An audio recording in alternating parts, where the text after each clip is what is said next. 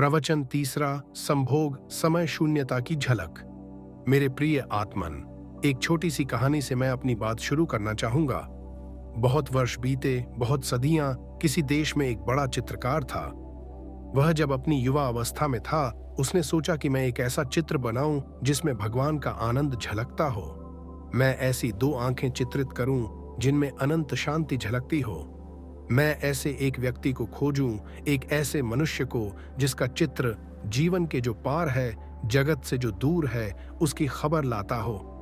और वह अपने देश के गांव-गांव घूमा, जंगल-जंगल उसने छाना उस आदमी को जिसकी प्रतिच्छवि वह बना सके। और आखिर एक पहाड़ पर गाय चराने वाले एक चरवाहे को उसने खोज लिया। उसकी आंखों में कोई झलक थी, उसके चेहरे की रूपरेखा में कोई दूर की खबर थी। उसे देखकर ही लगता था कि मनुष्य के भीतर परमात्मा भी है। उसने उसके चित्र को बनाया। उस चित्र की लाखों प्रतियां गांव-गांव, दूर-दूर के देशों में बिकी। लोगों ने उस चित्र को घर में टांग कर अपने को धन्य समझा। फिर 20 वर्ष बाद वह चित्रकार बूढ़ा हो गया था और उस चित्रकार को एक ख्याल और आया।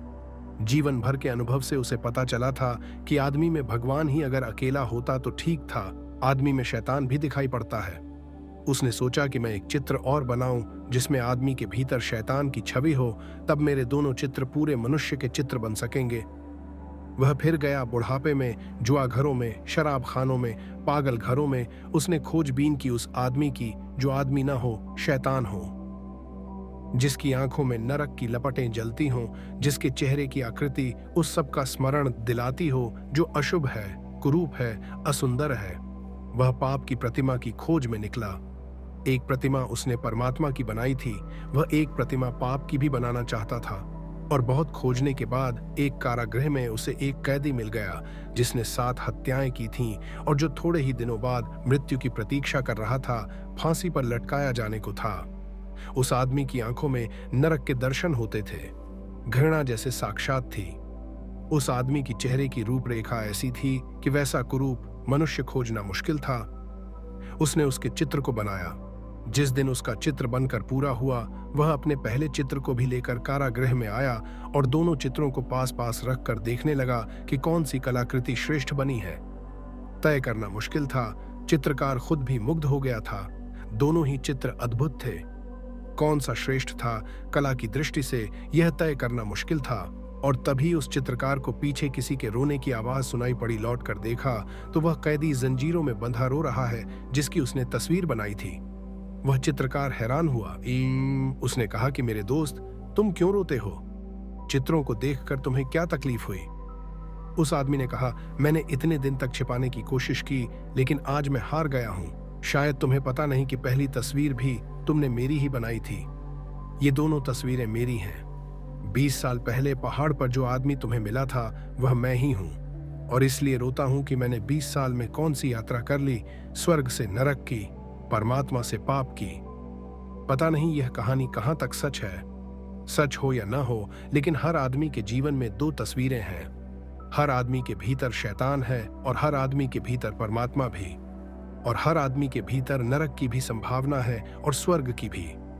हर आदमी के भीतर सौंदर्य के फूल भी खिल सकते हैं और कुरूपता के गंदे डाबरे भी बन सकते हैं। प्रत्येक आदमी इन 2 यात्राओं के बीच निरंतर डोल रहा है। ये 2 छोर हैं जिनमें से आदमी, क्या हम अपने भीतर परमात्मा को उघाड़ पाने में सफल हो सकते हैं? क्या हम वह प्रतिमा बनेंगे जहां परमात्मा की झलक मिले? ये कैसे हो सकता है? इस प्रश्न के साथ ही आज की दूसरी चर्चा मैं शुरू करना चाहता हूं। यह कैसे हो सकता है कि आदमी परमात्मा की प्रतिमा बने? यह कैसे हो सकता है कि आदमी का जीवन एक स्वर्ग बने, एक सुवास या एक सुगंध, एक सौंदर्य? यह कैसे हो सकता है कि मनुष्य उसे जान ले जिसकी कोई मृत्यु नहीं? यह कैसे हो सकता है कि मनुष्य परमात्मा के मंदिर में प्रविष्ट हो जाए? होता तो उल्टा है। बचपन में हम कहीं स्वर्ग में होते हैं और बूढ़े होते होते नरक तक पहुंच जाते हैं। होता उल्टा है। होता यह है कि बचपन के बाद जैसे रोज हमारा पतन होता है। बचपन में तो किसी इनोसेंस, किसी निर्दोष संसार का हम अनुभव करते हैं और फिर धीरे धीरे एक कपट से भरा हुआ, पाखंड से भरा हुआ मार्ग हम तय करते हैं। और बूढ़े होते होते न केवल हम शरीर से बूढ़े हो जाते हैं, बल्कि हम आत्मा से भी बूढ़े हो जाते हैं। न केवल शरीर दीनहीन जीर्ण जर्जर हो जाता है, बल्कि आत्मा भी पतित जीर्ण जर्जर हो जाती है। जी से माने जाता को तबास है, और इसे ही हम जीवन मान लेते हैं और समाप्त हो जाते हैं। धर्म इस संबंध में संदेह उठाना चाहता है। धर्म एक बड़ा संदेह है इस संबंध में कि यह आदमी की जीवन की यात्रा गलत है कि स्वर्ग से हम नरक तक पहुंच जाएं। होना तो उलटा चाहिए। जीवन की यात्रा उपलब्धि की यात्रा होनी चाहिए कि हम दुख से आनंद तक पहुंचें, हम अंधकार से प्रकाश तक पहुंचें, हम मृत्यु से अमृत तक पहुंच जाएं। प्राणों के प्राण की अभिलाषा और प्यास भी वही है। प्राणों में एक ही आकांक्षा है कि मृत्यु से अमृत तक कैसे पहुंचें। प्राणों में एक ही प्यास है कि हम अंधकार से आलोक को कैसे उपलब्ध हों। प्राणों की एक ही मांग है कि हम असत्य से सत्य तक कैसे जा सकते हैं।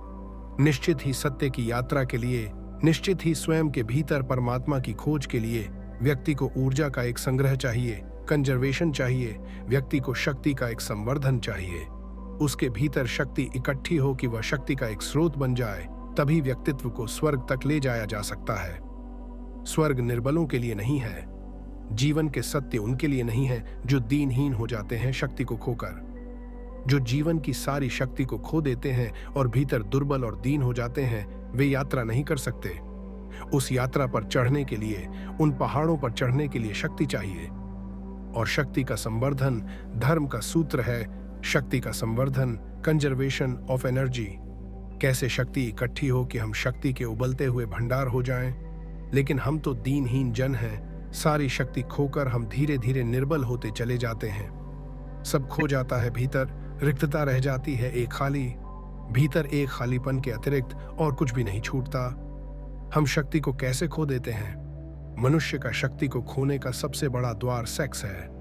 काम मनुष्य की शक्ति के खोने का सबसे बड़ा द्वार है, जहां से वह शक्ति को खोता है। और जैसा मैंने कल आपसे कहा, कोई कारण है जिसकी वजह से वह शक्ति को खोता है। शक्ति को कोई भी खोना नहीं चाहता है। कौन शक्ति को खोना चाहता है?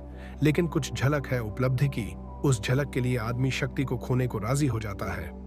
काम के क्षणों में कुछ अनुभव है, उस अनुभव के लिए आदमी सब कुछ खोने को तैयार हो जाता है। अगर वह अनुभव किसी और मार्ग से उपलब्ध हो सके तो मनुष्य सेक्स के माध्यम से शक्ति को खोने को कभी भी तैयार नहीं हो सकता। क्या और कोई द्वार है उस अनुभव को पाने का? क्या और कोई मार्ग है उस अनुभूति को उपलब्ध करने का, जहां हम अपने प्राणों की गहरी से गहरी गहराई में उतर जाते हैं, जहां हम जीवन का ऊंचा से ऊंचा शिखर छूते हैं, जहां हम जीवन की शांति व दिशा से आंति और आनंद की एक झलक पाते हैं? क्या कोई और मार्ग है? क्या कोई और मार्ग है अपने भीतर पहुंच जाने का? क्या स्वयं की शांति और आनंद के स्रोत तक पहुंच जाने की और कोई सीढ़ी है? अगर वह सीढ़ी हमें दिखाई पड़ जाए तो जीवन में एक क्रांति घटित हो जाती है। आदमी काम के प्रति विमुख और राम के प्रति सन्मुख हो जाता है। एक क्रांति घटित हो जाती है, एक नया द्वार खुल जाता है।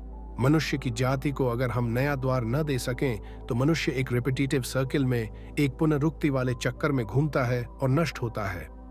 लेकिन आज तक सेक्स के संबंध में जो भी धारणाएं रही हैं, वे मनुष्य को सेक्स के अतिरिक्त नया द्वार खोलने में समर्थ नहीं बना पाई, बल्कि एक उलटा उपद्रव हुआ। प्रकृति एक ही द्वार देती है मनुष्य को, वह सेक्स का द्वार है। अब तक की शिक्षाओं ने वह द्वार भी बंद कर दिया और नया द्वार खोला नहीं। शक्ति भीतर घूमने लगी और चक्कर काटने लगी। और अगर नया द्वार शक्ति के लिए न मिले तो घूमती हुई शक्ति मनुष्य को विक्षिप्त कर देती है, पागल कर देती है।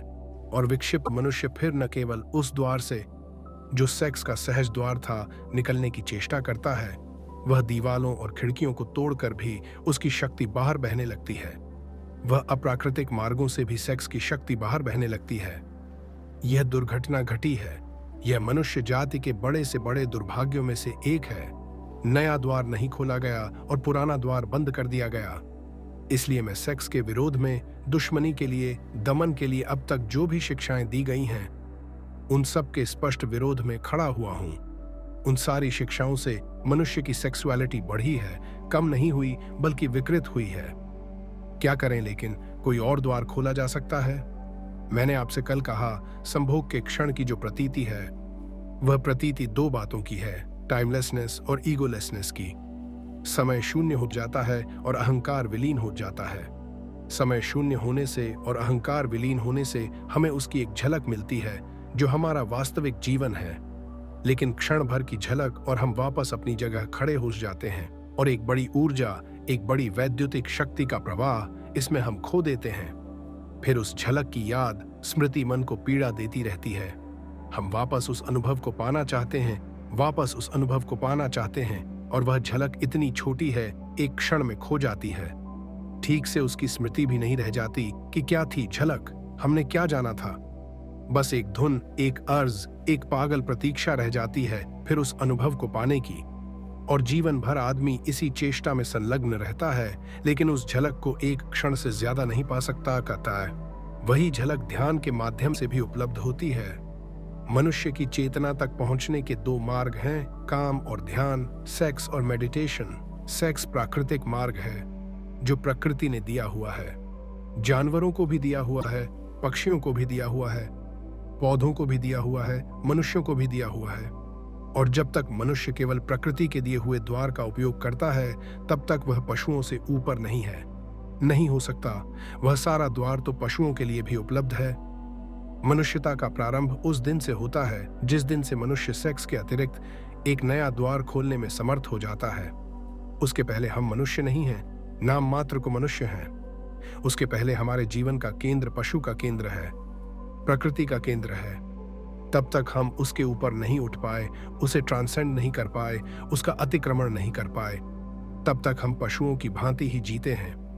हमने कपड़े मनुष्यों के पहन रखे हैं, हम भाषा मनुष्यों की बोलते हैं, हमने सारा रूप मनुष्यों का पैदा कर रखा है। लेकिन भीतर गहरे से गहरे मन के तल पर हम पशुओं से ज्यादा नहीं होते, नहीं हो सकते हैं। और इसीलिए जरा सा मौका मिल जाए और हमारी मनुष्यता को जरा सी छूट मिल जाए तो हम तत्काल पशु हो जाते हैं। हिंदुस्तान पाकिस्तान का बंटवारा हुआ और हमें दिखाई पड़ गया कि आदमी के कपड़ों के भीतर जानवर बैठा हुआ है। हमें दिखाई पड़ गया कि वे लोग जो कल मस्जिद में प्रार्थना करते थे और मंदिर में गीता पढ़ते थे, वे क्या कर रहे हैं? वे हत्याएं कर रहे हैं, वे बलात्कार कर रहे हैं, वे सब कुछ कर रहे हैं। वे ही लोग जो मंदिरों और मस्जिदों में दिखाई पड़ते थे, वे ही लोग बलात्कार करते हुए दिखाई पड़ने लगे। क्या हो गया इनको? अभी दंगा फसाद हो जाए, अभी यहाँ दंगा हो जाए और यहीं आदमी को दंगे में मौका मिल जाएगा अपनी आदमियत से छुट्टी ले लेने का, और फौरन वह जो भीतर छिपा हुआ पशु है प्रकट हो जाएगा। वह हमेशा तैयार है, वह प्रतीक्षा कर रहा है कि मुझे मौका मिल जाए। भीड़ भाड़ में उसे मौका मिल जाता है तो वह जल्दी से छोड़ देता है अपना ख्याल, वह जो बांध बूंद कर उसने रखा हुआ है। भीड़ में मौका मिल जाता है उसे भूल जाने का कि मैं भूल जाऊं अपने को। इसलिए आज तक अकेले आदमियों ने उतने पाप नहीं किए हैं जितने भीड़ में आदमियों ने पाप किए हैं। अकेला आदमी थोड़ा डरता है कि कोई देख लेगा, अकेला आदमी थोड़ा सोचता है कि मैं यह क्या कर रहा हूं। अकेले आदमी को अपने कपड़ों की थोड़ी फिक्र होती है कि लोग क्या कहेंगे, जानवर हो। लेकिन जब बड़ी भीड़ होती है तो अकेला आदमी कहता है अब कौन देखता है, अब कौन पहचानता है। वह भीड़ के साथ एक हो जाता है, उसकी आइडेंटिटी मिट जाती है। अब वह फलां नाम का आदमी नहीं है, अब एक बड़ी भीड़ है, और बड़ी भीड़ जो करती है वह भी करता है, हत्या करता है, आग लगाता है, बलात्कार करता है। भीड़ में उसे मौका मिल जाता है कि वह अपने पशु को फिर से छुट्टी दे दे जो उसके भीतर छिपा है।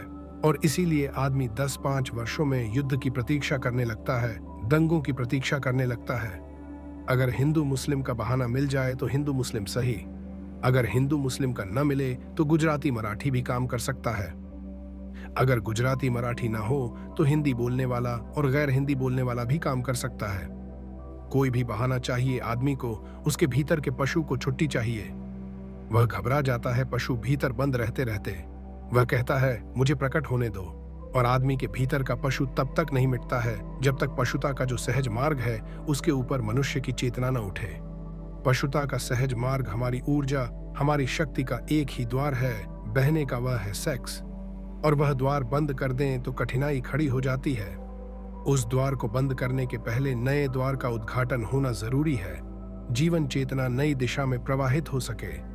लेकिन यह हो सकता है ये आज तक किया नहीं गया, नहीं किया गया क्योंकि दमन सरल मालूम पड़ा, रूपांतरण कठिन। दबा देना किसी बात को आसान है, बदलना, बदलने की विधि और साधना की जरूरत है। इसीलिए हमने सरल मार्ग का उपयोग किया कि दबा दो अपने भीतर। लेकिन हम यह भूल गए कि दबाने से कोई चीज नष्ट नहीं होती है, दबाने से और बलशाली हो जाती है। और हम ये भी भूल गए कि दबाने से हमारा आकर्षण और गहरा होता है। जिसे हम दबाते हैं वह हमारी चेतना की और गहरी परतों में प्रविष्ट हो जाता है। हम उसे दिन में दबा लेते हैं, वह सपनों में हमारी आंखों में झूलने लगता है। हम उसे रोजमर्रा दबा लेते हैं, वह हमारे भीतर प्रतीक्षा करता है कि कब मौका मिल जाए, कब मैं फूट पड़ूं, निकल पड़ूं। जिसे हम दबाते हैं उससे हम मुक्त नहीं होते। हम और गहरे अर्थों में और गहराइयों में और अचेतन में और उनकॉन्शस तक उसकी जड़ें पहुंच जाती हैं और वह हमें जकड़ लेता है। आदमी सेक्स को दबाने के कारण ही बंध गया और जकड़ गया, और यही वजह है। पशुओं की तो सेक्स की कोई अवधि होती है, कोई पीरियड होता है वर्ष में। आदमी की कोई अवधि न रही, कोई पीरियड न रहा। आदमी 24 घंटे 12 महीने सेक्सुअल है। सारे जानवरों में कोई जानवर ऐसा नहीं है कि जो 12 महीने और 24 घंटे कामुकता से भरा हुआ हो। उसका वक्त है, उसकी ऋतु है, वह आती है और चली जाती है, और फिर उसका स्मरण भी खो जाता है। आदमी को क्या हो गया? आदमी ने दबाया जिस चीज को वह फैलकर उसके 24 घंटे और 12 महीने के जीवन पर फैल गई है। कभी आपने इस पर विचार किया कि कोई पशु हर स्थिति में हर समय कामुक नहीं होता, लेकिन आदमी हर स्थिति में हर समय कामुक है। जैसे कामुकता उबल रही है, जैसे कामुकता ही सब कुछ है। यह कैसे हो गया? यह दुर्घटना कैसे संभव हुई है? पृथ्वी पर सिर्फ मनुष्य के साथ हुई है और किसी जानवर के साथ नहीं। क्यों? एक ही कारण है, सिर्फ मनुष्य ने दबाने की कोशिश की है, और जिसे दबाया वह जहर की तरह सब तरफ फैल गया। और दबाने के लिए हमें क्या करना पड़ा? दबाने के लिए हमें निंदा करनी पड़ी, दबाने के लिए हमें गाली देनी पड़ी, दबाने के लिए हमें अपमानजनक भावनाएं पैदा करनी पड़ी। हमें कहना पड़ा कि सेक्स पाप है, हमें कहना पड़ा कि सेक्स नरक है, हमें कहना पड़ा कि जो सेक्स में है वह गर्हित है, निंदित है। हमें ये सारी गालियां खोजनी पड़ी, तभी हम दबाने में सफल हो सके। और हमें ख्याल भी नहीं कि इन निंदाओं और गालियों के कारण हमारा सारा जीवन जहर से भर गया। नीत्शे ने एक वचन कहा है जो बहुत अर्थपूर्ण है। उसने कहा है कि धर्मों ने जहर खिलाकर सेक्स को मार डालने की कोशिश की थी। सेक्स मरा तो नहीं, सिर्फ जहरीला होकर जिंदा है। मर भी जाता तो ठीक था, वह मरा नहीं। लेकिन और गड़बड़ हो गई बात, वह जहरीला भी हो गया और जिंदा है। ये जो सेक्सुअलिटी है, ये जहरीला सेक्स है। सेक्स तो पशुओं में भी है, काम तो पशुओं में भी है, क्योंकि काम जीवन की ऊर्जा है। लेकिन सेक्सुअलिटी, कामुकता सिर्फ मनुष्य में है, कामुकता पशुओं में नहीं है। पशुओं की आंखों में देखें, वहां कामुकता दिखाई नहीं पड़ेगी। आदमी की आंखों में झांकें, वहां एक कामुकता का रस झलकता हुआ दिखाई पड़ेगा। इसलिए पशु आज भी एक तरह से सुंदर है, लेकिन दमन करने वाले पागलों की कोई सीमा नहीं है कि वे कहां तक बढ़ जाएंगे। मैंने कल आपको कहा था कि अगर हमें दुनिया को सेक्स से मुक्त करना है तो बच्चे और बच्चियों को एक दूसरे के निकट लाना होगा। इसके पहले कि उनमें सेक्स जागे, 14 साल के पहले वे एक दूसरे के शरीर से इतने स्पष्ट रूप से परिचित हो लें कि वह आकांक्षा विलीन हो जाए। लेकिन अमेरिका में अभी अभी एक नया आंदोलन चला है, और वह नया आंदोलन वहां के बहुत धार्मिक लोग चला रहे हैं। शायद आपको पता भी न हो, वह नया आंदोलन बड़ा अद्भुत है। वह आंदोलन यह है कि सड़कों पर गाय, भैंस, घोड़े, कुत्ते, बिल्ली को भी बिना कपड़ों के नहीं निकाला जाए। उनको कपड़े पहना कर निकाला जाए। उनको भी कपड़े पहनाने चाहिए, क्योंकि नंगे पशुओं को देखकर बच्चे बिगड़ सकते हैं। बड़े मजे की बात है, नंगे पशुओं को देखकर बच्चे बिगड़ सकते हैं। अमेरिका के कुछ नीति शास्त्री इसके बाबत आंदोलन और संगठन और संस्थाएं बना रहे हैं कि पशुओं को भी सड़कों पर नग्न नहीं लाया जा सके। आदमी को बचाने की इतनी कोशिशें चल रही हैं, और कोशिश बचाने की जो करने वाले लोग हैं वे ही आदमी को नष्ट कर रहे हैं। कभी आपने ख्याल किया कि पशु अपनी नग्नता में भी अद्भुत है और सुंदर है? उसकी नग्नता में भी वह निर्दोष है, सरल और सीधा है। कभी आपको पशु नग्न है यह भी ख्याल शायद ही आया हो। जब तक कि आपके भीतर बहुत नंगापन न छिपा हो, तब तक आपको पशु नंगा नहीं दिखाई पड़ सकता है। लेकिन वे जो भयभीत लोग हैं, वे जो डरे हुए लोग हैं, वे भय और डर के कारण सब कुछ कर रहे हैं आज तक, और उनके सब करने से आदमी रोज नीचे से नीचे उतरता जा रहा है। जरूरत तो यह है कि आदमी भी किसी दिन इतना सरल हो कि नग्न खड़ा हो सके, निर्दोष और आनंद से भरा हुआ। जरूरत तो यह है जैसे महावीर जैसा व्यक्ति नग्न खड़ा हो गया। लोग कहते हैं कि उन्होंने कपड़े छोड़े, कपड़ों का त्याग किया। मैं कहता हूं, न कपड़े छोड़े न कपड़ों का त्याग किया। चित्त इतना निर्दोष हो गया होगा, इतना इनोसेंट जैसे छोटे बच्चों का, तो वे नग्न खड़े हो गए होंगे। क्योंकि ढांकने को जब कुछ भी नहीं रह जाता तो आदमी नग्न हो सकता है। जब तक ढांकने को कुछ है हमारे भीतर, तब तक आदमी अपने को छिपाएगा। जब ढांकने को कुछ भी नहीं है तो नग्न हो सकता है। चाहिए तो एक ऐसी पृथ्वी कि आदमी भी इतना सरल होगा कि नग्न होने में भी उसे कोई पश्चाताप, कोई पीड़ा न होगी। नग्न होने में भी उसे कोई अपराध न होगा। आज तो हम कपड़े पहनकर भी अपराधी मालूम होते हैं। हम कपड़े पहनकर भी नंगे हैं, और ऐसे लोग भी रहे हैं जो नग्न होकर भी नग्न नहीं थे। नंगापन मन की एक वृत्ति है। सरलता, निर्दोष चित्त बिच नग्नता भी सार्थक हो जाती है, अर्थपूर्ण हो जाती है। वह भी एक सौंदर्य ले लेती है। लेकिन अब तक आदमी को जहर पिलाया गया है, और जहर का परिणाम यह हुआ कि हमारा सारा जीवन एक कोने से लेकर दूसरे कोने तक विषाक्त हो गया है। स्त्रियों को हम कहते हैं पति को परमात्मा समझना, और उन स्त्रियों को बचपन से सिखाया गया है कि सेक्स पाप है, नरक है। वे कल विवाहित होंगी। वे उस पति को कैसे परमात्मा मान सकेंगी जो उन्हें सेक्स में और नरक में ले जा रहा है। एक तरफ हम सिखाते हैं पति परमात्मा है, और पत्नी का अनुभव कहता है कि यही पहला पापी है जो मुझे नरक में घसीट रहा है। एक बहन ने मुझे आकर कहा, पिछली मीटिंग में जब मैं यहाँ बोला भारतीय विद्या भवन में, तो एक बहन मेरे पास उसी दिन आई और उसने कहा कि मैं बहुत गुस्से में हूँ, मैं बहुत क्रोध में हूँ। सेक्स तो बड़ी घृणित चीज है, सेक्स तो पाप है, और आपने सेक्स की इतनी बात क्यों की? मैं तो घृणा करती हूँ सेक्स को। अब यह पत्नी है, इसका पति है, इसके बच्चे हैं, बच्चियां हैं, और यह पत्नी सेक्स को घृणा करती है। यह पति को कैसे प्रेम कर सकती है जो इसे सेक्स में ले जा रहा है? यह उन बच्चों को कैसे प्रेम कर सकती है जो सेक्स से पैदा हो रहे हैं? इसका प्रेम जहरीला रहेगा, इसके प्रेम में जहर छिपा रहेगा। पति और इसके बीच एक बुनियादी दीवार खड़ी रहेगी, बच्चों और इसके बीच एक बुनियादी दीवार खड़ी रहेगी, क्योंकि वह सेक्स की दीवार और सेक्स की कंडेमिनेशन की वृत्ति बीच में खड़ी है। ये बच्चे पाप से आए हैं, यह पति और मेरे बीच पाप का संबंध है, और जिनके साथ पाप का संबंध है उनके प्रति हम मैत्रीपूर्ण हो सकते हैं। पाप के प्रति हम मैत्रीपूर्ण हो सकते हैं। सारी दुनिया का गृहस्थ जीवन नष्ट किया है सेक्स को गाली देने वाले, निंदा करने वाले लोगों ने, और वे इसे नष्ट करके जो दुष्परिणाम लाए हैं वह यह नहीं है कि सेक्स से लोग मुक्त हो गए हों। जो पति अपनी पत्नी और अपने बीच एक दीवार पाता है पाप की, वह पत्नी से कभी भी तृप्ति अनुभव नहीं कर पाता, तो आसपास की स्त्रियों को खोजता है, वेश्याओं को खोजता है, खोजेगा। अगर पत्नी से उसे तृप्ति मिल गई होती तो शायद इस जगत की सारी स्त्रियां उसके लिए मां और बहन हो जाती। लेकिन पत्नी से भी तृप्ति न मिलने के कारण सारी स्त्रियां उसे पोटेंशियल औरतों की तरह, पोटेंशियल पत्नियों की तरह मालूम पड़ती हैं, जिनको पत्नी में बदला जा सकता है। यह स्वाभाविक है, यह होने वाला था। यह होने वाला था क्योंकि जहां तृप्ति मिल सकती थी वहां जहर है, वहां पाप है, और तृप्ति नहीं मिलती है, और वह चारों तरफ भटकता है और खोजता है। और क्या क्या ईजादें करता है खोज कर आदमी। अगर उन सारी ईजादों को हम सोचने बैठें तो घबरा जाएंगे कि आदमी ने क्या क्या ईजादें की हैं, लेकिन एक बुनियादी बात पर ख्याल नहीं किया कि वह जो प्रेम का कुआं था, वह जो काम का कुआं था, वह जहरीला बना दिया गया है।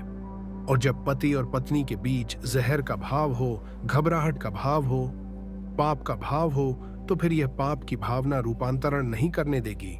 अन्यथा मेरी समझ ये है कि एक पति और पत्नी अगर एक दूसरे के प्रति समझ पूर्वक प्रेम से भरे हुए, आनंद से भरे हुए और सेक्स के प्रति बिना निंदा के सेक्स को समझने की चेष्टा करेंगे, तो आज नहीं कल उनके बीच का संबंध रूपांतरित हो जाने वाला है। ये हो सकता है कि कल वही पत्नी मां जैसी दिखाई पड़ने लगे। गांधी जी 1930 के करीब श्रीलंका गए थे। उनके साथ कस्तूरबा साथ थीं। संयोजकों ने समझा कि शायद गांधी जी की मां साथ आई हुई हैं, क्योंकि गांधी जी कस्तूरबा को खुद भी बाही कहते थे। लोगों ने समझा कि शायद उनकी मां होंगी। संयोजकों ने परिचय देते हुए कहा कि गांधी जी आए हैं और बड़े सौभाग्य की बात है कि उनकी मां भी साथ आई हुई हैं। वह उनके बगल में बैठी हुई हैं। गांधी जी के सेक्रेटरी तो घबरा गए कि यह तो भूल हमारी है, हमें बताना था कि साथ में कौन है। लेकिन अब तो बड़ी देर हो चुकी थी। गांधी तो मंच पर जाकर बैठ भी गए थे और बोलना शुरू कर दिया था। सेक्रेटरी घबराए हुए हैं कि गांधी पीछे क्या कहेंगे। उन्हें कल्पना भी नहीं हो सकती थी कि गांधी नाराज नहीं होंगे, क्योंकि ऐसे पुरुष बहुत कम हैं जो पत्नी को मां बनाने में समर्थ हो जाते हैं। लेकिन गांधी जी ने कहा कि सौभाग्य की बात है कि जिन मित्र ने मेरा परिचय दिया है उन्होंने भूल से एक सच्ची बात कह दी है। कस्तूरबा कुछ वर्षों से मेरी मां हो गई है। कभी वह मेरी पत्नी थी, लेकिन अब वह मेरी मां है।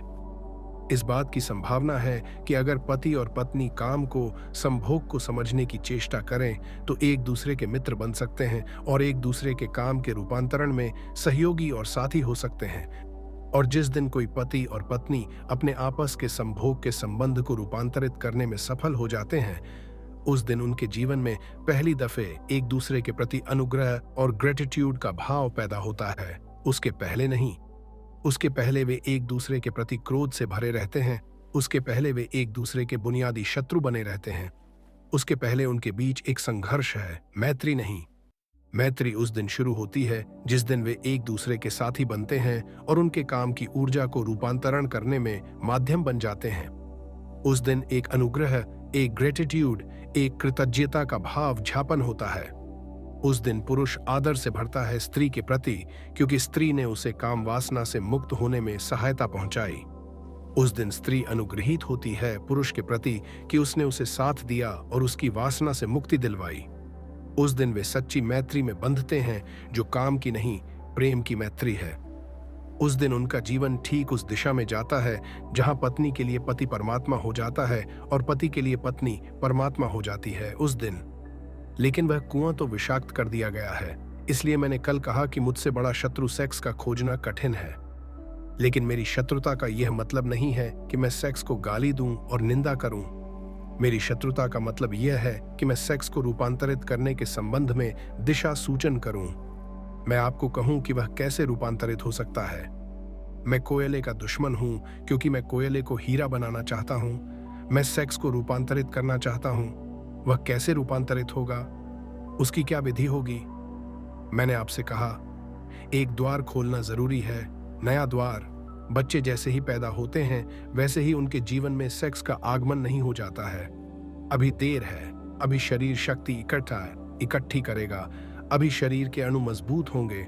अभी उस दिन की प्रतीक्षा है जब शरीर पूरा तैयार हो जाएगा, ऊर्जा इकट्ठी होगी और द्वार जो बंद रहा है 14 वर्षों तक, वह खुल जाएगा ऊर्जा के धक्के से और सेक्स की दुनिया शुरू होगी। एक बार द्वार खुल जाने के बाद नया द्वार खोलना कठिन हो जाता है, क्योंकि समस्त ऊर्जाओं का नियम यह है, समस्त शक्तियों का, वे एक दफा अपना मार्ग खोज लें बहने के लिए तो वे उसी मार्ग से बहना पसंद करती हैं। गंगा बह रही है सागर की तरफ, उसने एक बार रास्ता खोज लिया। अब वह उसी रास्ते से बही चली जाती है। रोज रोज नया पानी आता है, उसी रास्ते से बहता हुआ चला जाता है। गंगा रोज नए रास्ते नहीं खोजती है। जीवन की ऊर्जा भी एक रास्ता खोज लेती है, फिर वह उसी से बहती चली जाती है। अगर जमीन को कामुकता से मुक्त करना है तो सेक्स का रास्ता खुलने के पहले नया रास्ता, ध्यान का रास्ता तोड़ देना जरूरी है। एक एक छोटे बच्चे को ध्यान की अनिवार्य शिक्षा और दीक्षा मिलनी चाहिए, पर हम तो उसे सेक्स के विरोध की दीक्षा देते हैं, जो कि अत्यंत मूर्खतापूर्ण है। सेक्स के विरोध की दीक्षा नहीं देनी है, शिक्षा देनी है ध्यान की, पॉजिटिव, कि वह ध्यान को कैसे उपलब्ध हो, और बच्चे ध्यान को जल्दी उपलब्ध हो सकते हैं क्योंकि अभी उनकी ऊर्जा का कोई भी द्वार खुला नहीं है। अभी द्वार बंद है, अभी ऊर्जा संरक्षित है। अभी कहीं भी नए द्वार पर धक्के दिए जा सकते हैं और नया द्वार खोला जा सकता है। फिर यही बूढ़े हो जाएंगे और इन्हें ध्यान में पहुंचना अत्यंत कठिन हो जाएगा। ऐसे ही जैसे एक नया पौधा पैदा होता है, उसकी शाखाएं कहीं भी झुक जाती हैं, कहीं भी झुकाई जा सकती हैं। फिर वही बूढ़ा वृक्ष हो जाता है। फिर हम उसकी शाखाओं को झुकाने की कोशिश करते हैं, फिर शाखाएं टूट जाती हैं, झुकती नहीं। बूढ़े लोग ध्यान की चेष्टा करते हैं दुनिया में, जो बिल्कुल ही गलत है। ध्यान की सारी चेष्टा छोटे बच्चों पर की जानी चाहिए, लेकिन मरने के करीब पहुंचकर आदमी ध्यान में उत्सुक होता है। बच्चे के समय पूछता, दूसरा पैर बाहर रखकर पूछता है ध्यान क्या, योग क्या, हम कैसे शांत हो जाएं? जब जीवन की सारी ऊर्जा खो गई, जब जीवन के सब रास्ते सख्त और मजबूत हो गए, जब झुकना और बदलना मुश्किल हो गया, तब वह पूछता है, अब मैं कैसे बदल जाऊं? एक पैर आदमी कब्र में डाल लेता है और ध्यान का कोई रास्ता है? अजीब सी बात है, बिल्कुल पागलपन की बात है। यह पृथ्वी कभी भी शांत और ध्यानस्थ नहीं हो सकेगी जब तक ध्यान का संबंध पहले दिन के पैदा हुए बच्चे से हम न जोड़ेंगे, अंतिम दिन के वृद्ध से नहीं जोड़ा जा सकता। व्यर्थ ही हमें बहुत श्रम उठाना पड़ता है बाद के दिनों में शांत होने के लिए, जो कि पहले एकदम हो सकता था। छोटे बच्चों को ध्यान की दीक्षा काम के रूपांतरण का पहला चरण है। शांत होने की दीक्षा, निर्विचार होने की दीक्षा, मौन होने की दीक्षा। बच्चे ऐसे भी मौन हैं, बच्चे ऐसे भी शांत हैं।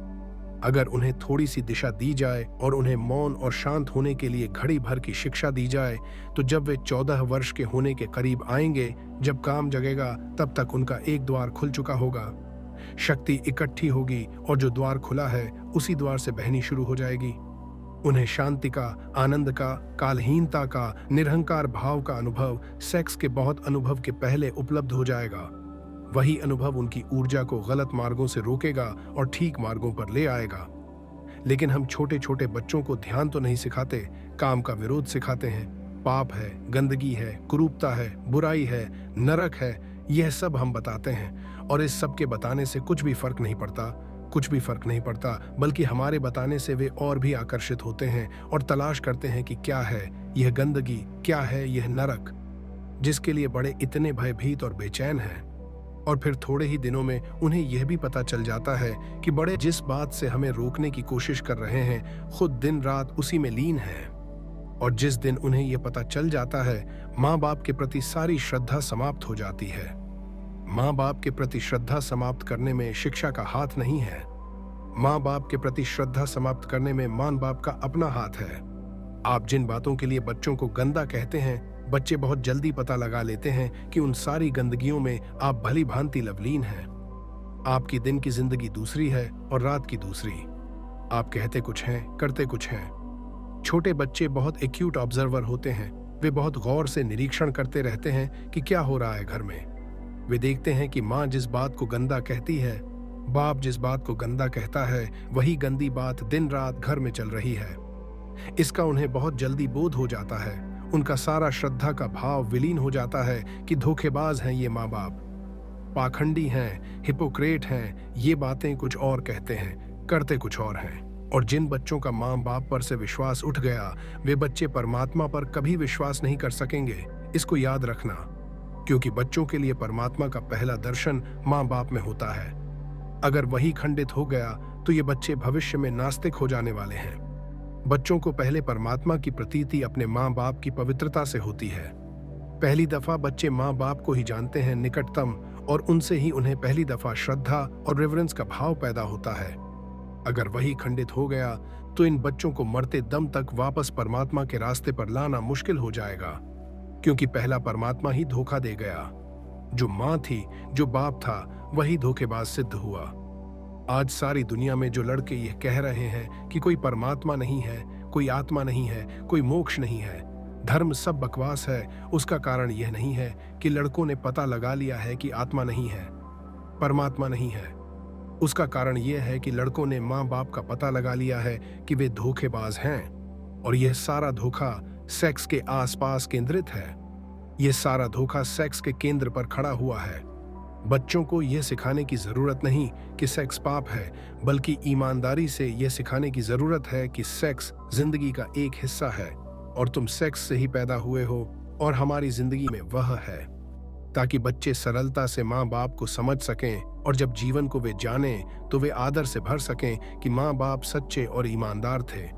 उनको जीवन में आस्तिक बनाने में इससे बड़ा संबल और कुछ भी नहीं होगा कि वे अपने माँ बाप को सच्चा और ईमानदार अनुभव कर सकें। लेकिन आज सब बच्चे जानते हैं कि माँ बाप बेईमान और धोखेबाज हैं। यह बच्चे और माँ बाप के बीच एक कलह का कारण बनता है। सेक्स का दमन पति और पत्नी को तोड़ दिया है, माँ बाप और बच्चों को तोड़ दिया है। नहीं, सेक्स का विरोध नहीं, निंदा नहीं, बल्कि सेक्स की शिक्षा दी जानी चाहिए।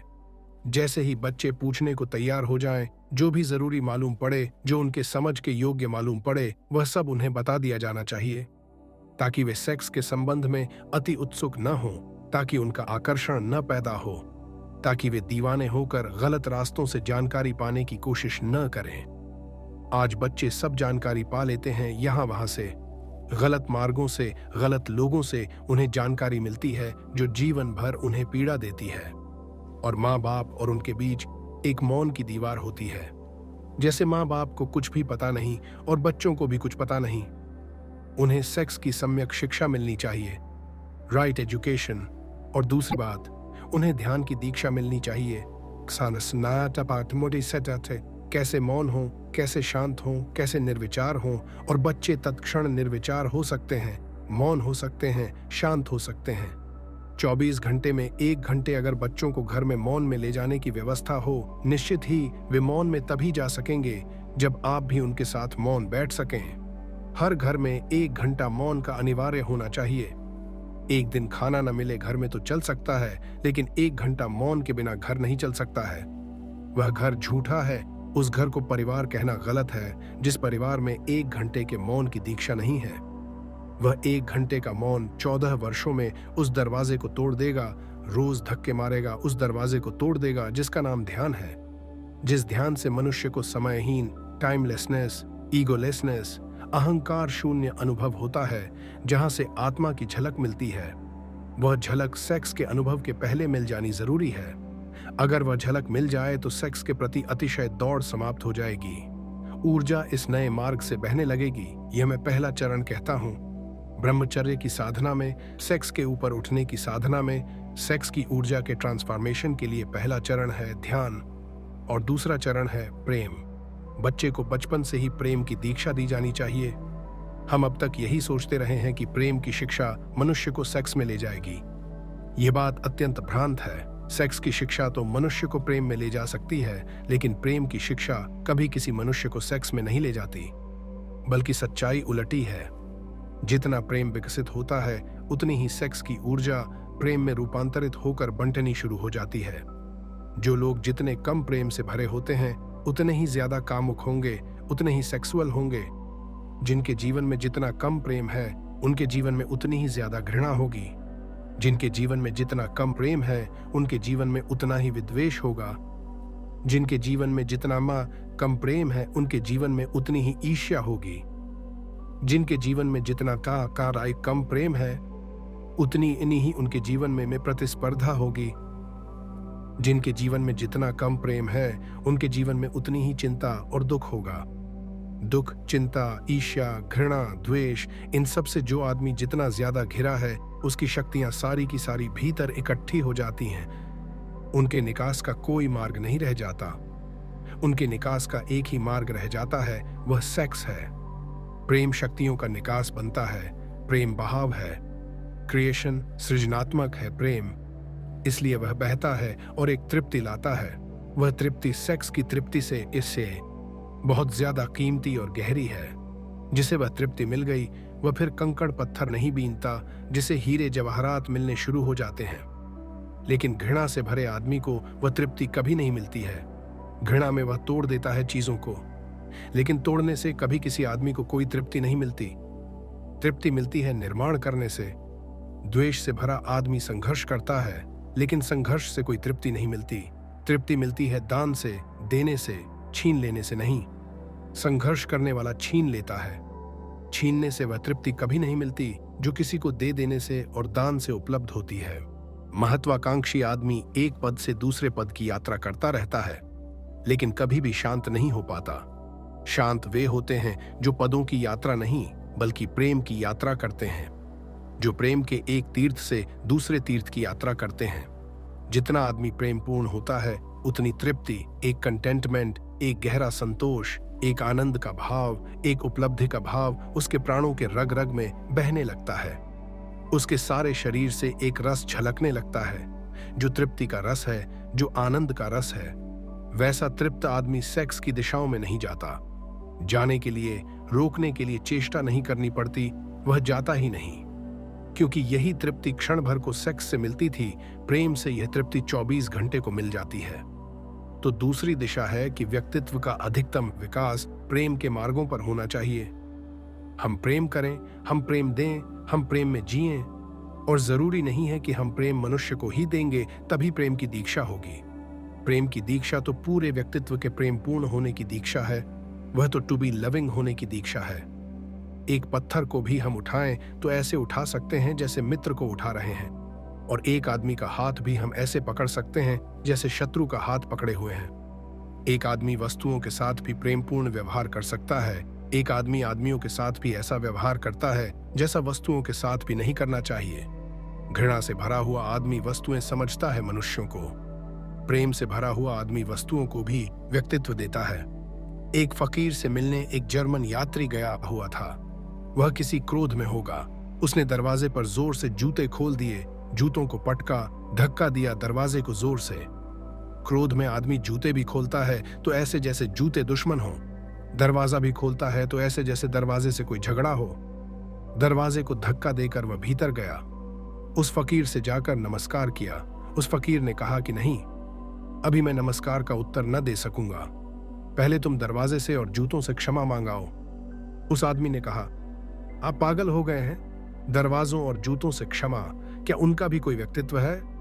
उस फकीर ने कहा, तुमने क्रोध करते समय कभी भी न सोचा कि इनका कोई व्यक्तित्व है। तुमने जूते ऐसे पटके जैसे उनमें जान हो, जैसे उनका कोई कसूर हो। तुमने दरवाजा ऐसे खोला जैसे कि तुम दुश्मन हो। नहीं, जब तुमने क्रोध करते वक्त उनका व्यक्तित्व मान लिया तो पहले जाओ क्षमा मांग कर आ जाओ, तब मैं तुमसे आगे बात करूंगा, अन्यथा मैं बात करने को नहीं हूं। अब वह आदमी दूर जर्मनी से उस फकीर को मिलने गया था। इतनी सी बात पर मुलाकात न हो सकेगी, मजबूरी थी। उसे जाकर दरवाजे पर हाथ जोड़कर क्षमा मांगनी पड़ी कि मित्र क्षमा कर दो। जूतों को कहना पड़ा, माफ करिए, भूल हो गई, हमने जो आपको इस भांति के गुस्से में खोला। उस जर्मन यात्री ने लिखा है कि लेकिन जब मैं क्षमा मांग रहा था तो पहले तो मुझे हंसी आई कि मैं क्या पागलपन कर रहा हूं, लेकिन जब मैं क्षमा मांग चुका तो मैं हैरान हुआ।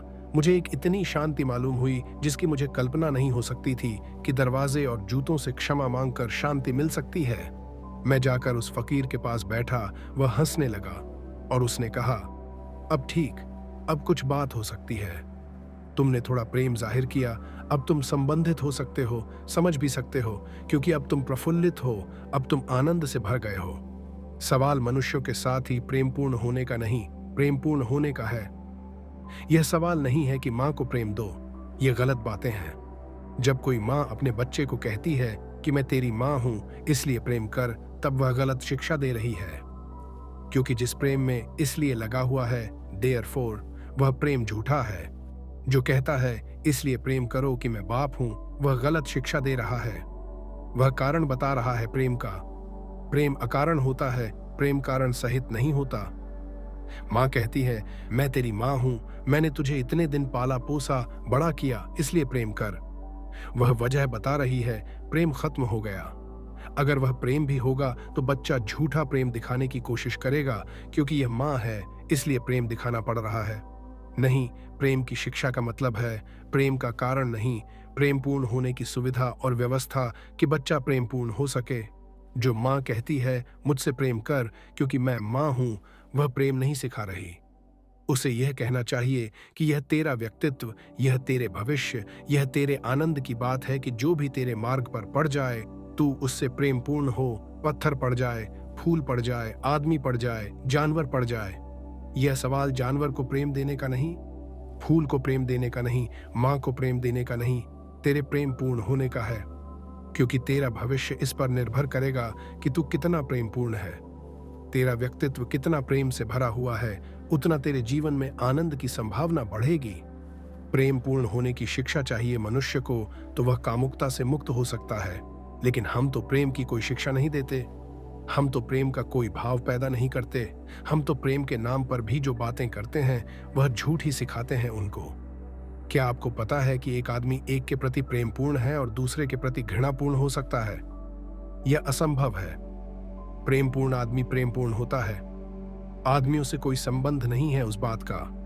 अकेले में बैठता है तो भी प्रेमपूर्ण होता है, कोई नहीं होता तो भी प्रेमपूर्ण होता है। प्रेमपूर्ण होना उसके स्वभाव की बात है, वह आपसे संबंधित होने का सवाल नहीं। क्रोधी आदमी अकेले में भी क्रोधपूर्ण होता है। घृणा से भरा आदमी अकेले में भी घृणा से भरा होता है।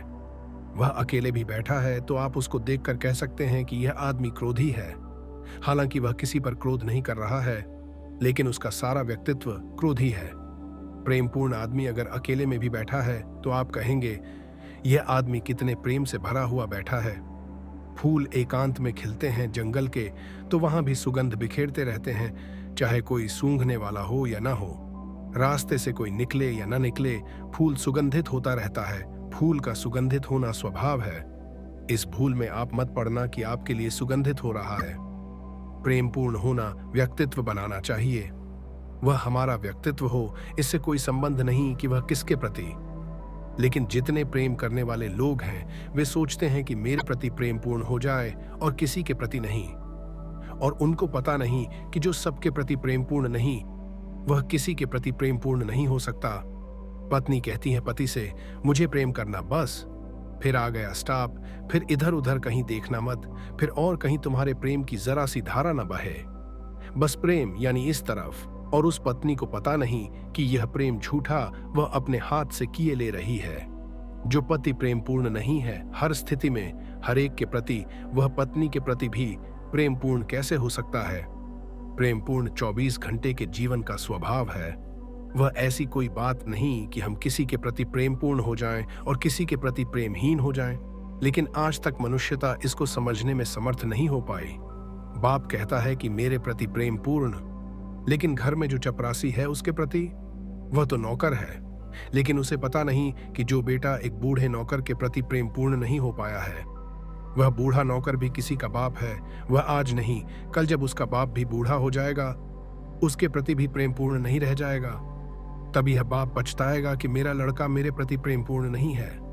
लेकिन इस बाप को पता ही नहीं कि लड़का प्रेमपूर्ण हो सकता था उसके प्रति भी। अगर जो भी आसपास थे सबके प्रति प्रेमपूर्ण होने की शिक्षा दी गई होती तो वह इसके प्रति भी प्रेमपूर्ण होता।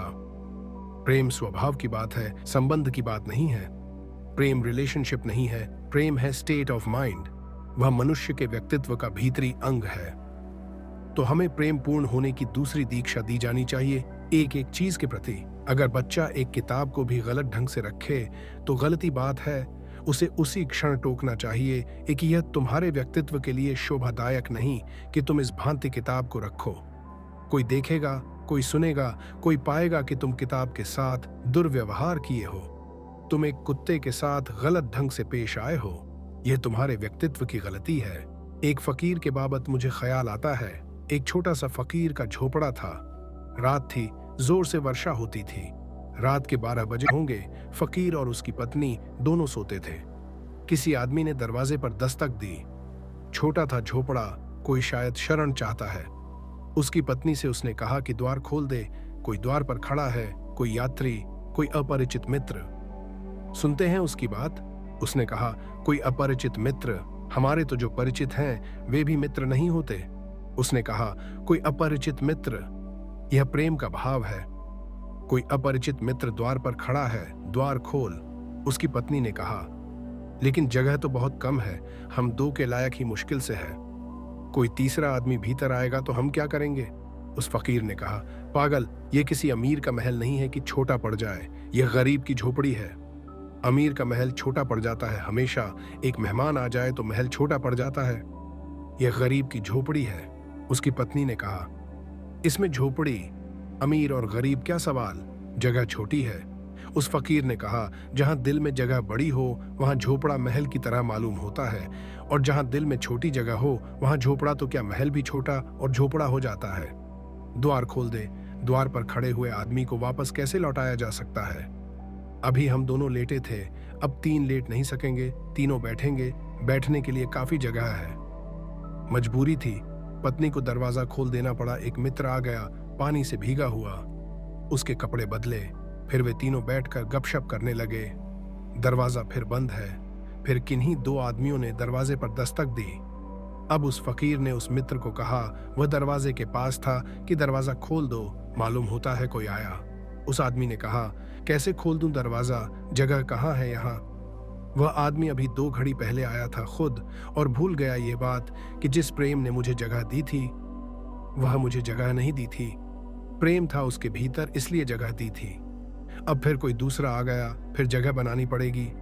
लेकिन उस आदमी ने कहा, नहीं, दरवाजा खोलने की जरूरत नहीं, मुश्किल से हम 3 बैठे हुए हैं। वह फकीर हंसने लगा।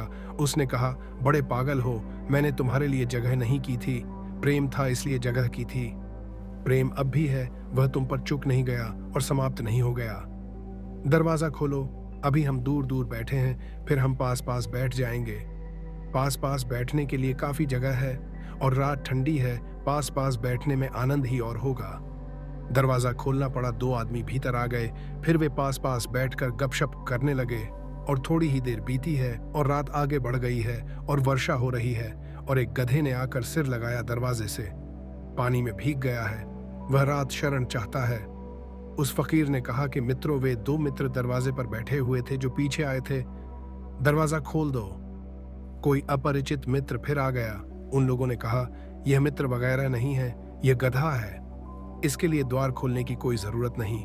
उस फकीर ने कहा, तुम्हें शायद पता नहीं, अमीर के दरवाजे पर आदमी के साथ भी गधे जैसा व्यवहार किया जाता है। यह गरीब की झोपड़ी है, हम गधे के साथ भी आदमी जैसा व्यवहार करने की आदत से भरे हैं, दरवाजा खोल दो। पर वे दोनों कहने लगे, जगह? उस फकीर ने कहा, जगह बहुत है, अभी हम बैठे हैं, अब हम खड़े हो जाएंगे। खड़े होने के लिए काफी जगह है, और फिर तुम घबराओ मत, अगर जरूरत पड़ेगी तो मैं हमेशा बाहर होने के लिए तैयार हूं। प्रेम इतना कर सकता है। एक लविंग एटीट्यूड, एक प्रेमपूर्ण हृदय बनाने की जरूरत है। जब प्रेमपूर्ण हृदय बनता है तो व्यक्तित्व में एक तृप्ति का भाव, एक रसपूर्ण तृप्ति। क्या आपको कभी ख्याल है, जब भी आप किसी के प्रति जरा से प्रेमपूर्ण हुए हैं, पीछे एक तृप्ति की लहर छूट गई है?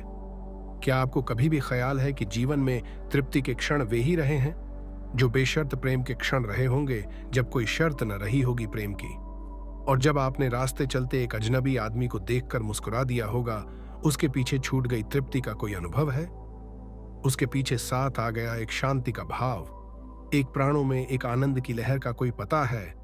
जब राह चलते किसी आदमी को उठा लिया हो, किसी गिरते को संभाल लिया हो, किसी बीमार को एक फूल दे दिया हो, इसलिए नहीं कि वह आपकी मां है, इसलिए नहीं कि वह आपका पिता है, नहीं, वह आपका कोई भी नहीं है, लेकिन एक फूल किसी बीमार को दे देना आनंदपूर्ण है। व्यक्तित्व में प्रेम की संभावना बढ़ती जानी चाहिए। वह इतनी बढ़ जानी चाहिए, पौधों के प्रति, पक्षियों के प्रति, पशुओं के प्रति, आदमियों के प्रति, अपरिचितों के प्रति, अनजान लोगों के प्रति, विदेशियों के प्रति, जो बहुत दूर हैं उनके प्रति, चांद तारों के प्रति प्रेम हमारा बढ़ता चला जाए। जितना प्रेम हमारा बढ़ता है, उतनी ही सेक्स की जीवन में संभावना कम होती चली जाती है। प्रेम और ध्यान दोनों मिलकर उस दरवाजे को खोल देते हैं जो परमात्मा का दरवाजा है। प्रेम, ध्यान, परमात्मा, प्रेम और ध्यान का जोड़ हो जाए और परमात्मा उपलब्ध हो जाता है, और उस उपलब्धि से जीवन में ब्रह्मचर्य फलित होता है। फिर सारी ऊर्जा एक नए ही मार्ग पर ऊपर चढ़ने लगती है, फिर बह बह कर निकल नहीं जाती, फिर जीवन से बाहर निकल कर व्यर्थ नहीं हो जाती, फिर जीवन के भीतरी मार्गों पर गति करने लगती है। उसका एक ऊर्ध्व गमन, एक ऊपर की तरफ यात्रा शुरू होती है। अभी हमारी यात्रा नीचे की तरफ है। सेक्स ऊर्जा का अधोगमन है, नीचे की तरफ बह जाना है। ब्रह्मचर्य ऊर्जा का ऊर्ध्वगमन है, ऊपर की तरफ उठ जाना है। प्रेम और ध्यान ब्रह्मचर्य के सूत्र हैं। तीसरी बात कल आपसे करने को हूं कि ब्रह्मचर्य उपलब्ध होगा तो क्या फल होगा, क्या होगी उपलब्धि, क्या मिल जाएगा? ये 2 बातें मैंने आज आपसे कही, प्रेम और ध्यान। मैंने यह कहा कि छोटे बच्चों से इनकी शिक्षा शुरू हो जानी चाहिए। इससे आप ये मत सोच लेना कि अब तो हम बच्चे नहीं रहे, इसलिए करने को कुछ बाकी नहीं है। यह आप मत सोचकर चले जाना, अन्यथा मेरी मेहनत फिजूल गई।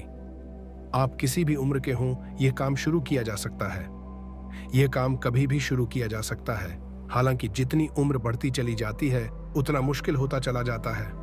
बच्चों के साथ हो सके सौभाग्य, लेकिन कभी भी हो सके सौभाग्य। इतनी देर कभी भी नहीं हुई है कि हम कुछ भी न कर सकें। हम आज शुरू कर सकते हैं, और जो लोग सीखने के लिए तैयार हैं, वे बुढ़ापे में भी बच्चों जैसे ही होते हैं। वे बुढ़ापे में भी शुरू कर सकते हैं, अगर उनकी सीखने की क्षमता है, अगर लगनक का एटीट्यूड है, अगर वे इस ज्ञान से नहीं भर गए हैं कि हमने सब जान लिया और सब पा लिया, तो वे सीख सकते हैं और वे छोटे बच्चों की भांति नई यात्रा शुरू कर सकते हैं। बुद्ध के पास एक भिक्षु कुछ वर्षों से दीक्षित था। एक दिन बुद्ध ने उससे पूछा कि भिक्षु, तुम्हारी उम्र क्या है? उस भिक्षु ने कहा, मेरी उम्र 5 वर्ष। बुद्ध कहने लगे, 5 वर्ष? तुम तो कोई 70 वर्ष के मालूम पड़ते हो, कैसा झूठ बोलते हो। उस भिक्षु ने कहा, लेकिन 5 वर्ष पहले ही मेरे जीवन में ध्यान की किरण फूटी। 5 वर्ष पहले ही मेरे जीवन में प्रेम की वर्षा हुई। उसके पहले मैं जीता था, वह सपने में जीना था, वह नींद में जीना था। उसकी गिनती अब मैं नहीं करता हूं। कैसे करूं? जिंदगी तो इधर 5 वर्षों से शुरू हुई, इसलिए मैं कहता हूं मेरी उम्र 5 वर्ष है। बुद्ध ने अपने भिक्षुओं से कहा, भिक्षुओं, इस बात को ख्याल में रख लेना, अपनी उम्र आज से तुम भी इसी तरह जोड़ना। यही उम्र को नापने का ढंग समझना। अगर प्रेम और ध्यान का जन्म नहीं हुआ है तो उम्र फिजूल चली गई। अभी आपका ठीक जन्म भी नहीं हुआ है और कभी भी इतनी देर नहीं हुई जबकि हम प्रयास करें, श्रम करें और हम अपने नए जन्म को उपलब्ध न हो जाएं। इसलिए मेरी बात से यह नतीजा मत निकाल लेना आप कि आप तो अब बचपन के पार हो चुके, इसलिए यह बात आने वाले बच्चों के लिए है। कोई आदमी किसी भी क्षण इतनी दूर नहीं निकल गया है कि वापस न लौट आए। कोई आदमी कितने ही गलत रास्तों पर चला हो, ऐसी जगह नहीं पहुंच गया है कि ठीक रास्ता उसे दिखाई न पड़ सके। कोई आदमी कितने ही हजारों वर्षों से अंधकार में रह रहा हो, इसका मतलब यह नहीं है कि वह दिया जलाएगा तो अंधकार कहेगा कि मैं 1000 वर्ष पुराना हूं, इसलिए नहीं टूटता। दिया जलाने से एक दिन का अंधकार भी टूटता है, 1000 साल का अंधकार भी उसी तरह टूट जाता है। दिया जलाने की चेष्टा बचपन में आसानी से हो सकती है, बाद में थोड़ी कठिनाई है, लेकिन कठिनाई का अर्थ असंभावना नहीं है। कठिनाई का अर्थ है थोड़ा ज्यादा श्रम। कठिनाई का अर्थ है थोड़ा ज्यादा संकल्प। कठिनाई का अर्थ है थोड़ा ज्यादा लगन पूर्वक, ज्यादा सातत्य से तोड़ना पड़ेगा। व्यक्तित्व की जो बंधी धाराएं हैं उनको और नए मार्ग खोलने पड़ेंगे। लेकिन जब नए मार्ग की जरा सी भी किरण फूटनी शुरू होती है तो सारा श्रम ऐसा लगता है कि हमने कुछ भी नहीं किया और बहुत कुछ पा लिया है। जब एक किरण भी आती है उस आनंद की, उस सत्य की, उस प्रकाश की, तो लगता है कि हमने तो बिना कुछ किए पा लिया है, क्योंकि हमने जो किया था उसका तो कोई भी मूल्य नहीं था। जो हाथ में आ गया है वह तो अमूल्य है। इसलिए यह भाव मन में आप न लेंगे, ऐसी मेरी प्रार्थना है। मेरी बातों को इतनी शांति और प्रेम से सुना, उसके लिए बहुत बहुत अनुग्रहित हूं। और अंत में सबके भीतर बैठे परमात्मा को प्रणाम करता हूं। मेरे प्रणाम स्वीकार करें।